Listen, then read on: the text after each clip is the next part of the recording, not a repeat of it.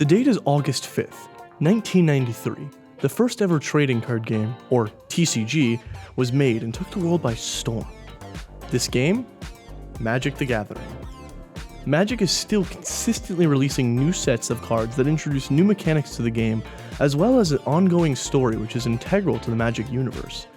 The Magic storyline features hundreds of unique characters with their own stories, ancient evils, countless villains, and an unimaginable number of different self-contained universes known as planes. Unfinity, however, is a joke set that breaks all of these established rules and brings a multi-dimensional amusement park that travels from world to world, bringing silly fun across the multiverse. These joke sets are known as unsets due to their naming scheme, which features un at the beginning of every word, that being unglued, unhinged, unstable, unsanctioned, and finally, the most significant set of them all, and the focus of this two-part video, Unfinity. Let's get into it. The unsets are a silly series of joke sets for Magic that introduce funny mechanics such as gotcha.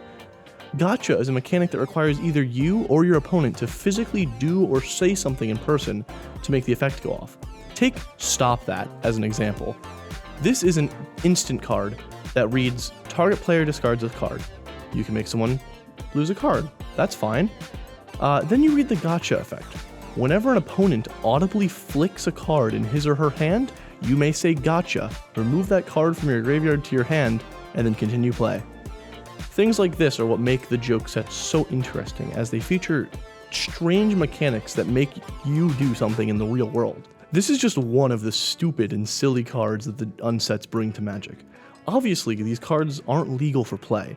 They make this apparent by having a silver border, which determines whether or not it is legal. Some of these cards aren't just about saying words, however. Take Chaos Confetti, for example, which requires you to tear the card into pieces and then throw it on the table.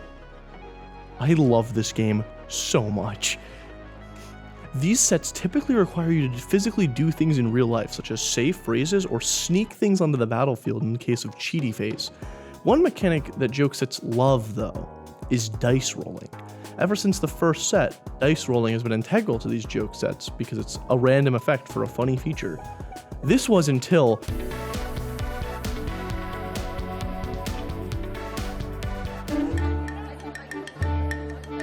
Are you sure this isn't LGS? Yeah, that's what it says on my maps.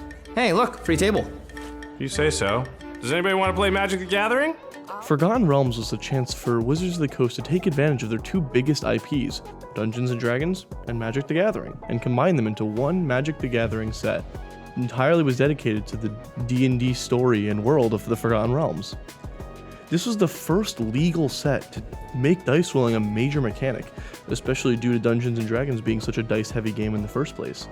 This was a game changer for Magic fans, since the set was entirely playable in its many formats.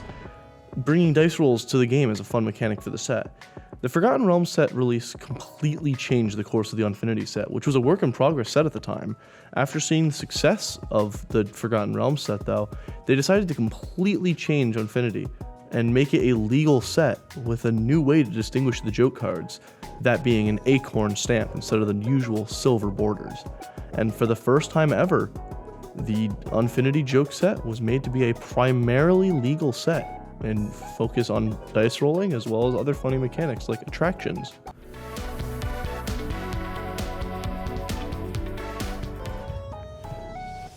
I know, I've been leading you on about what Unfinity even is. I know you've been so interested in what I've been talking about. Unfinity is a joke set, but it's a set that takes place on Myra the Magnificent's intergalactic astrotorium of fun, a spacefaring amusement park that has people from all walks of life, such as vampires, demons, goblins, Blorbians. I'll get into them with the next video. Zombies, etc. Featured in the astrotorium are the typical attractions you see at any amusement park: rides, food stands, deadbeat vampire teenagers. Okay, maybe not exactly everything like that, but you get what I mean. Other than the typical but over-the-top nature of everything, there's also Myra's pride and joy, the acrobatics tent. This section of the park features Myra's Marvels, a series of performers akin to the classical carnivals that you've attended throughout your life, but enhanced with the use of all sorts of strange technology and magic. These performers, just like the guests of the park, are from all over the multiverse, with some of them being lizards, humans, elves, merfolk, as well as vampires as some of the main attractions of Myra's Marvels.